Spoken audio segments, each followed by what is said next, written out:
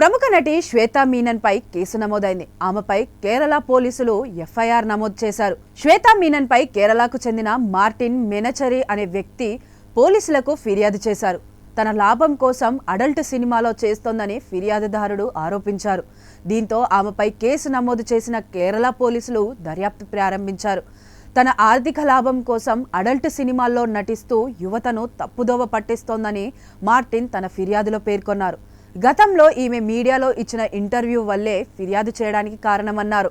డబ్బు కోసం తాను ఇలాంటి సినిమాలు చేయడానికి సిద్ధమేనని చెప్పారని మార్టిన్ ఆరోపించారు.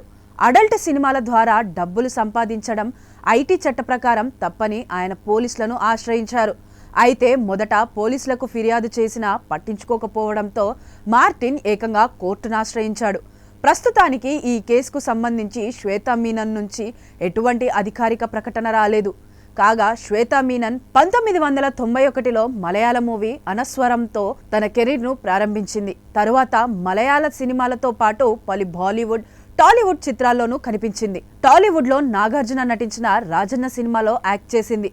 బాలీవుడ్లో అశోక్, బంధన్, హంగామా, రన్ కార్పొరేట్, శాండ్విచ్, కిస్సే ప్యార్ కరూన్ లాంటి సినిమాల్లో నటించింది. ఈమె చివరగా 2024లో విడుదలైన మలయాళ మూవీ జాంగర్, వెబ్ సిరీస్ నాగేంద్రన్స్ హనీమూన్స్లో మెప్పించింది. ఇటీవలే ఎంకిలే ఎన్నోడు పారా అనే మలయాళ షోను కూడా శ్వేత హోస్ట్ చేసింది.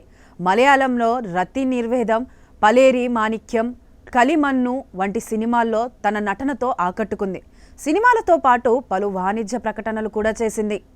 నియంతృత్వంతో ప్రజా ఉద్యమాలను ఆపగలరా? బెదిరింపులతో ప్రజా గొంతుకను నొక్కగలరా? తెలుగువారి మనస్సాక్షి సాక్షి టీవీ. సాక్షి టీవీ ప్రసారాల కోసం వెంటనే మీ లోకల్ ఆపరేటర్ను సంప్రదించండి.